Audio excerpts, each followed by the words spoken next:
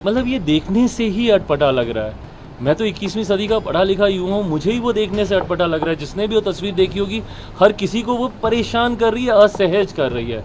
मुझे नहीं पता कांग्रेस इतनी पुरानी पार्टी होने के बावजूद कौन कांग्रेस को बुद्धि दे रहा है, ज्ञान दे रहा है, पर इस तरीके का प्रचार कतई शोभा नहीं देता। मैं इसकी निंदा करता हूँ। हाँ, तो ऑब्वियस है ना, समय पर है, इसीलिए ये फैसला लिया गया है। भाई, चुनाव आयोग कोई आज तो गठित नहीं हुआ है ना, ये निरंतरता में कार्य करने वाला वो है। इनको पता है कि किसके लिए कितने समय की ज़रूरत है, उसी के आधार पर, टाइम बाउंड पीरियड के आधार पर ये सारी चीज़ें की जाती हैं। अभी भी जो ये प्रोसेस चल रहा है, सितंबर के लास्ट तक, अक्टूबर के उस तक ये डेट दी गई है, और स्वाभाविक है कि तब तक कंप्लीट हो गई, क्योंकि वो समय एक ऐसा आ जाएगा कि उसके बाद चुनाव होने हैं। और अधिकांश समय पे चुनाव के आसपास, उससे कुछ महीने पहले, कुछ समय पहले ये सारी प्रक्रिया की जाती है, ताकि इस बात को सुनिश्चित किया जा सके कि किसी भी वोटर के साथ कोई नाइंसाफ़ी नहीं हो, कोई फर्जी वोट नहीं हो, कोई इसका गलत उपयोग ना कर सके। उस दृष्टि से इस प्रक्रिया का पालन किया जाता है, जो किया जा रहा है। और ठीक ही कहा उन्होंने कि इसको समय रहते इसको पूरा कर लिया जाए। ओवैसी है, ओवैसी की पार्टी है एआईएमएम, उन्होंने लालू यादव को पत्र लिखा और महागठबंधन में शामिल होने के लिए पत्र लिखा है, पत्र लिखवाया गया है, मुझे नहीं पता। मुसलमान वोट जिसपे राष्ट्रीय जनता दल और उनके नेता अपना आधिपत्य मानते हैं, उसमें बिखराव तो देखने को मिल ही रहा है। पिछले विधानसभा के चुनाव में भी अगर नहीं बिखराव होता तो ओवैसी जी की पार्टी, अब वो बात अलग है कि बाद में वो विधायक कहाँ गए नहीं गए, पर कैसे वो जीतते, तो उन वोटों में बिखराव तो हो ही रहा है।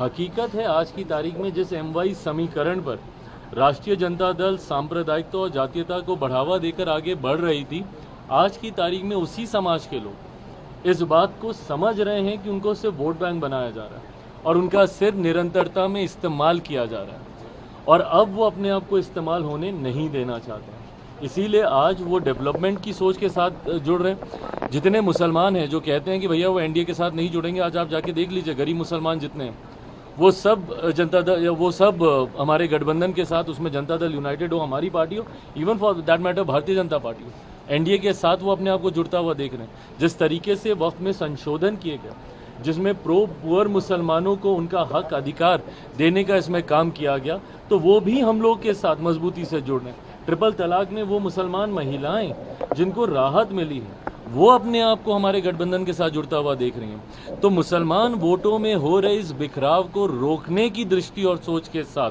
अब उनको आमंत्रित किया गया है, वो आमंत्रित होना चाह रहे हैं, जो भी है, पर इसके पीछे की सोच यही है। नीतीश कुमार के नेतृत्व में बिहार में चुनाव होने जा रहा है और मुख्यमंत्री के चेहरा भी वही है, तो क्या डिप्टी सीएम चिराग पासवान बनेंगे? देखिए, ये भविष्य के गर्व के ये सवाल हैं, बहुत हाइपोथेटिकल सिचुएशंस हैं, क्वेश्चंस हैं। मैं ज़रूर मानता हूं कि एक ऐतिहासिक जीत की ओर हम लोग अग्रसर हो रहे हैं। ऑल टाइम हाई के साथ इस बार हम लोग सरकार बनाने जा रहे हैं। उस सरकार में किसकी क्या भूमिका होगी, नहीं होगी, ये मुख्यमंत्री जी को उस वक्त के तय करना है।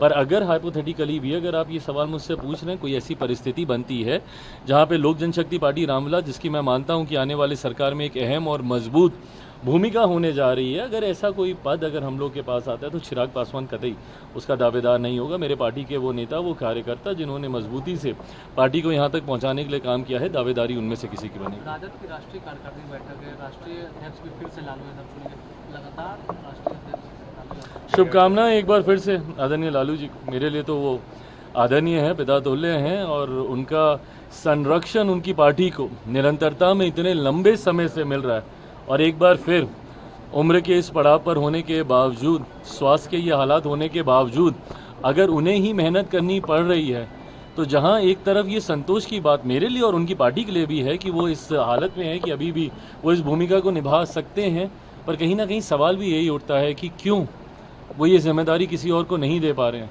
क्या विवाद है? क्या किसी और का नाम सामने आने से क्या पार्टी में किसी तरीके की टूट की संभावना को वो देख रहे हैं?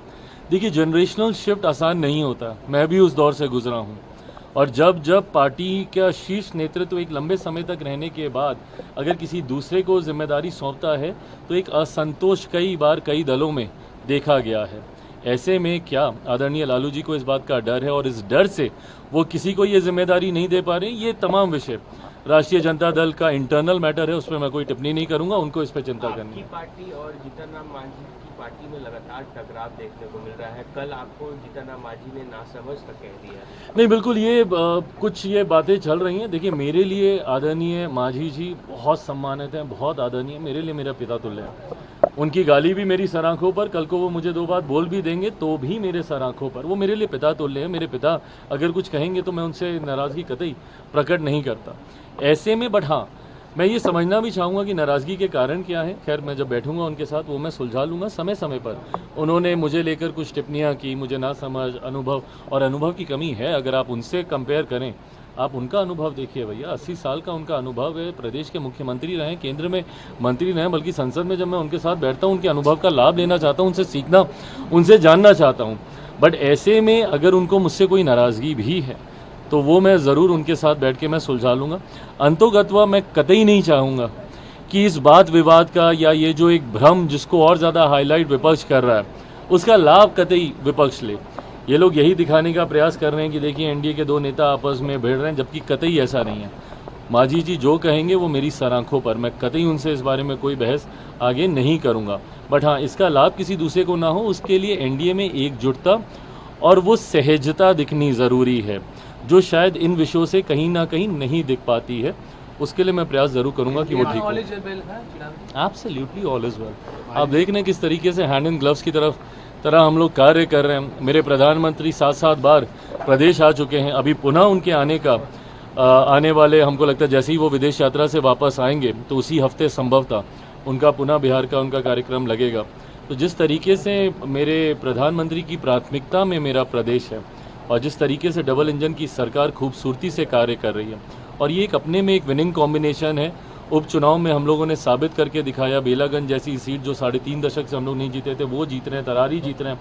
तो ऐसे में ये एक विनिंग कॉम्बिनेशन है और इसी में एकजुटता और बहुत सहजता के साथ चुनाव में हम लोग उतरेंगे और ऐतिहासिक जीत हासिल करेंगे। कांग्रेस ने ऐलान किया है कि बिहार में जितनी भी महिलाएं हैं उन्हें सैनिटरी पैड बांटा जाएगा, पर ये गलत है। मैं उनकी सोच का मैं समर्थन करता हूं, बट ये आपको असहज करता है। और आप किस कदर तक आप जाइएगा अपना प्रचार करने के लिए। हम लोगों के ऊपर यही लोग सवाल उठाते हैं ना कि भैया आप अपनी योजना पे काहे थैले पे फोटो लगा रहे हैं, ये कर रहे हैं। वो तो चलिए, फिर भी ऐसी चीज़ें, एक ऐसी चीज़ें हैं जिसमें आज भी भाई हम लोग वेस्टर्नाइज नहीं ना हुए हैं। आज भी हम लोग संकोच करते हैं कुछ चीज़ों पर, महिलाएं संकोच करती हैं।